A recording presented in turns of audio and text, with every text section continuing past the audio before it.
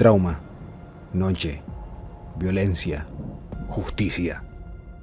Este es el campo semántico, el aura que nos recuerda a Batman. Se habla mucho de los fanáticos de la fidelidad al cómic. Otros afirman que el famoso murciélago de Gotham es un personaje encasillado, casi villano. ¿Sabéis por qué Batman ha sobrevivido tanto tiempo en el cómic? Porque ha evolucionado. El primer Batman estaba hecho para niños. La historia era simple, el lenguaje surrealista, su mundo estaba lleno de chistes que hoy son ridículos, pero que eran para los niños de la época, de los años 30. Eran otros tiempos y aún así es cierto que en su origen había cierta rebeldía. Ese Batman mataba, colgaba y portaba armas sin problema.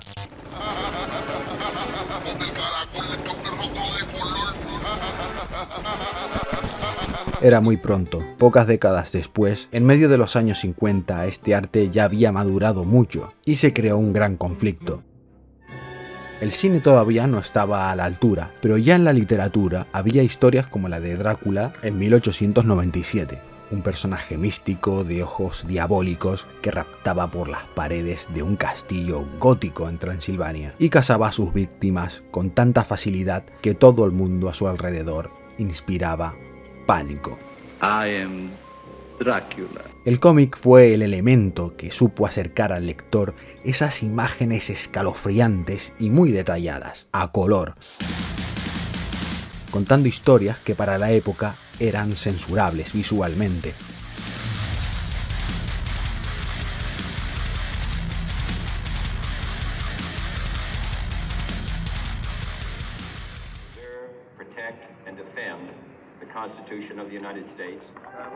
Este conflicto comenzó con la Primera Gran Guerra en Estados Unidos en el llamado Susto Rojo. Fue un movimiento que duró unos años, caracterizado por el rechazo a la ideología comunista, los climas heterodoxos y de izquierda. En los años 40 y 50 volvió la segunda temporada, pero con forma de guerra fría, espionaje, juicios, y aquí es cuando en medio de esta burbuja mediática y política apareció un ensayo, La seducción de los inocentes, de un psiquiatra aspirante a doctor llamado Frederick Wertham, donde se defendía que el cómic, aunque con especial atención no solo en el de superhéroes, incentivaba a los niños a delinquir.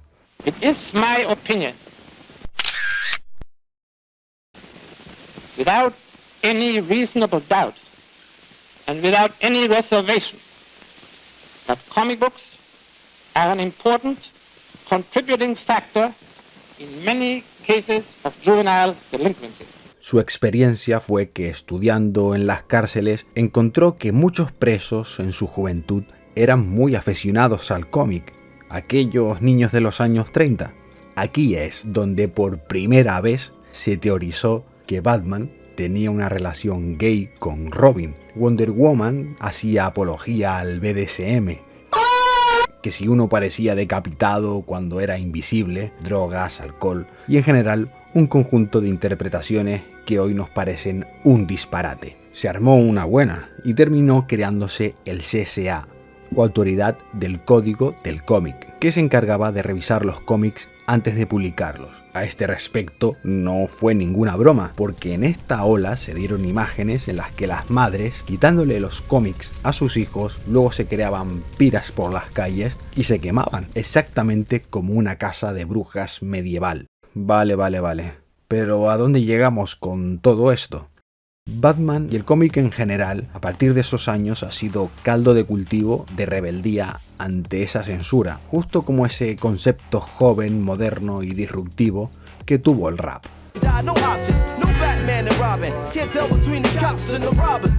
En otras palabras, Batman, por obligación, por evolución natural o por rebeldía, ha cambiado, cambia y cambiará.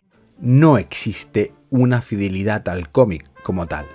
Adam West no fue el primer Batman, pero sí uno de los que mejor se recuerdan, por los memes. Su aspecto burlesco y sus movimientos raros. ¿Qué te parece si te digo que este Batman, con toda su parafernalia, es el que más fiel ha sido al cómic? Eran los años 60 inspirados en el cómic recogido en las recientes décadas atrás, aquel cómic censurado, hecho para niños, con bromas y un contexto similar al suyo. La gente, incluso adultos de esa época, se reían con cosas así. Tuvo bastante éxito la serie y la película. ¿Un reto? Kung Fu es Kung Fu. No es juego de niños. Cuando fallaron, cuando hiperparodiaron la serie, creyendo que el Batman del cómic consistía en aventuras y un humor paródico sucedáneo malo de Charles Chaplin. Avancemos un poco más y el mundo cambia radicalmente. En los años 70, cosas que no se aceptaban como la homosexualidad se comenzaron a visibilizar multitudinariamente. Antes, el mínimo atisbo de explicar y empatizar, entre comillas, con la figura del villano era motivo de censura. Pero en estos años, con muchos y famosos asesinos en serie, se empezó a tener en cuenta que es necesario comprender las cosas que motivan al monstruo. Cuando los entrevistaban en prisión o en las investigaciones judiciales, se vio que muchos vivieron experiencias muy traumáticas de niños. No salieron en los 70 y 80 películas del Caballero Oscuro, hasta 1989.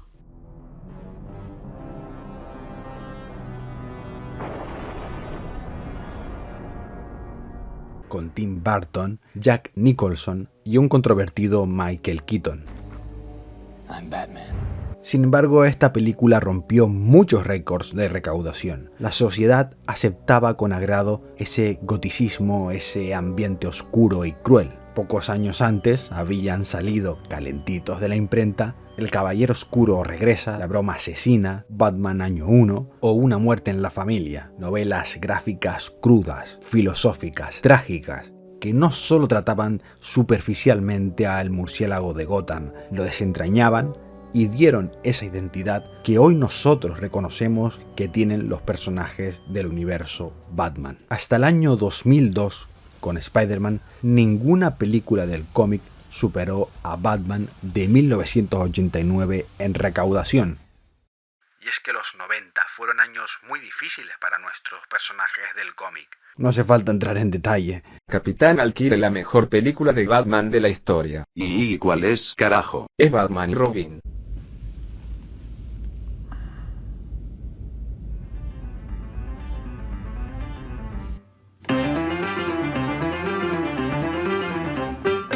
Schumacher, Val Kilmer, Tommy Lee Jones, Akiva Goldsman, Uma Thurman, George Clooney eran malos guionistas, malos actores, gente que no tenía ni idea de lo que hacía, que no tenía recursos. Esta gente y su equipo sin duda estaban mejor preparados que cualquiera de nosotros. ¿Cuál fue su error?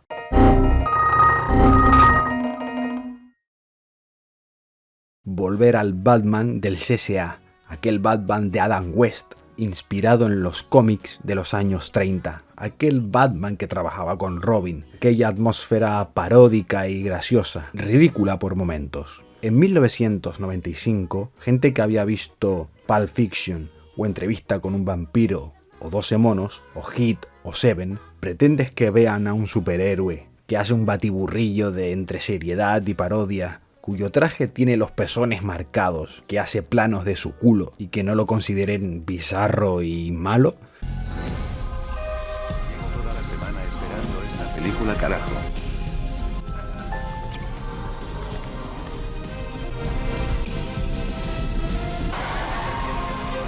$3 million. I'll borrow it from you. $4 million. $7 million. Never leave the cave without me.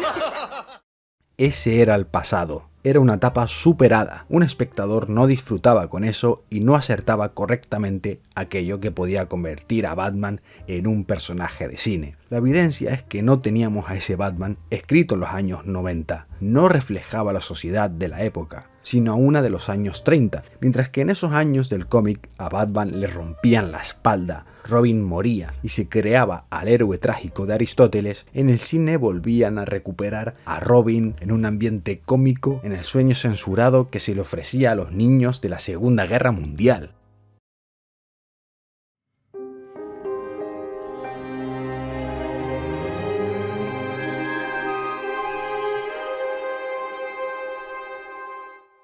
Nolan aprendió de todo esto estudiando el cómic junto con sus guionistas. Afirmaron que se habían basado en grandes éxitos de los 90 como fue Nightfall o The Long Halloween. Sentaron las bases sólidas para luego exprimir con el Joker y más tarde Bane y elevar a esas películas a las más respetadas y taquilleras de toda la historia. La clave del éxito es que se molestaron más en entender al personaje desde sus primeros cómics que simplemente copiando las escenas y las historias que se habían imprimido. Y luego hicieron su interpretación, un mix de realismo, psicología y tecnología que definitivamente no es un Batman de copia y pega. Hagamos una pregunta, con sinceridad. ¿El cómic es algo infantil y fantasioso, hecho para niños? ¿O por el contrario, es un personaje estancado en algo solemne y serio? Pues es muy fácil de responder. No. Lego Batman, año 2017. Para niños y adultos y crítica en el top de las películas de Batman. Recuperan a Robin para hacer una atmósfera completamente fresca, llena de humor, sencillo y diversión. Es una película de animación, con Legos, pero esta vez adaptada a las nuevas generaciones, que sabe a lo que juega sin olvidar una trama ingeniosa que genera emociones con cualquier persona. La crisis de identidad de Batman en su mejor momento, que se pregunte ¿qué hace cuando realmente disfruta de su vida hogareña? ¿Por qué ese enemigo es su enemigo? ¿O qué hace Batman cuando vuelve a casa? Todos esos elementos que le acompañan giran y se conectan entre sí para crear algo diferente sin tratar a quien lo ve como a un estúpido. You stupid bitch, you filthy slut!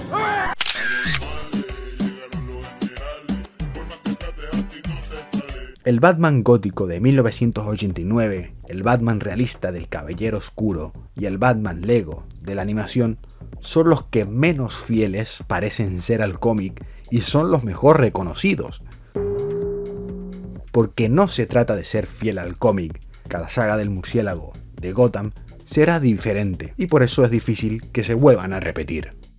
En resumen, hasta aquí hay dos puntos muy claros. Batman es un personaje en constante evolución y su éxito en gran parte depende de las diferencias entre las épocas sociales de cómic y cine.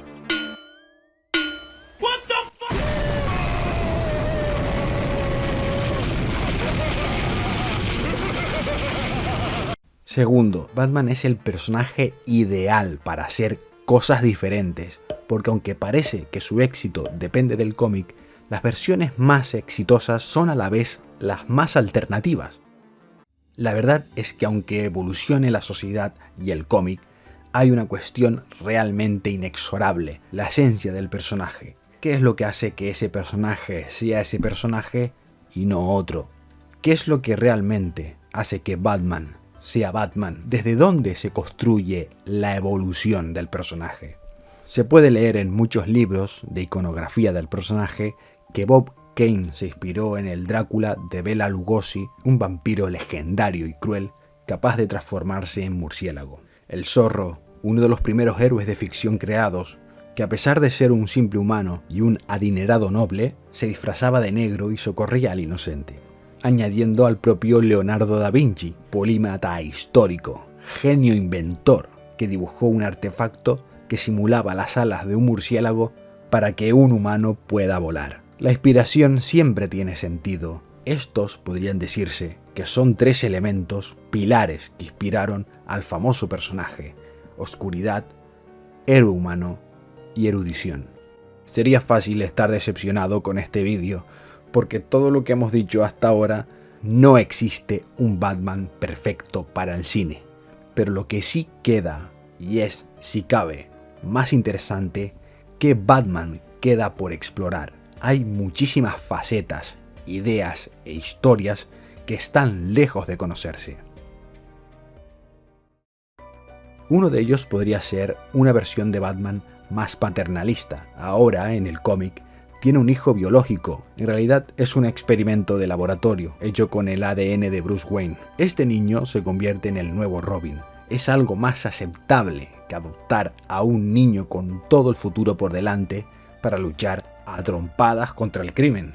es evolución del personaje. Otra de las facetas que del superhéroe ha sido más desaprovechada es su habilidad para ser el mejor detective del mundo. Un Batman parecido al Sherlock Holmes de Robert Downey Jr. sería algo que nunca hemos visto. Ver a Batman estudiando, experimentando, analizando a sus enemigos en cámara lenta, sorprendiendo a todos constantemente con sus conocimientos, su habilidad deductiva, engañando, sorprendiendo, en un ambiente oscuro con tintes de terror. O por ejemplo, hemos visto en Batman vs Superman un mix raro de meter muchas ideas. El cómic del Caballero Oscuro regresa con la venida de Doomsday. Todo estaba muy forzado. El cómic de Frank Miller, de un Batman viejo y acabado, fue un éxito y hoy es una obra de culto porque se introduce de lleno en la identidad del personaje a través del proceso natural de la vejez, que Bruce Wayne en realidad es prisionero de su personaje. Es el héroe trágico y filosófico de Aristóteles. ¿Os imagináis una película en la que trate que Bruce Wayne, que es víctima de una doble personalidad, que tiene sus sueños y sus pesadillas, que mira atrás y gastó toda su juventud en salvar a la gente, pero no ha cambiado nada, que es un mitómano obsesionado con la justicia y la acción, que es la otra cara de la misma moneda? El Batman perfecto es aquel que sepa respetar la esencia del personaje, aunque explore diferentes facetas, que son muchas, pero sin copiarla superficialmente.